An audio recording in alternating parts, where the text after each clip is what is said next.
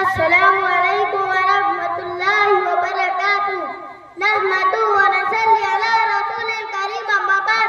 میری تقریر کا عنوان ہے دین کی اہمیت۔ محترم بزرگوں اور دوستوں، اللہ کا بہت بڑا احسان ہے جس نے ہمیں مسلمان بنایا اور حضرت محمد صلی اللہ علیہ وسلم کی امت میں پیدا فرمایا۔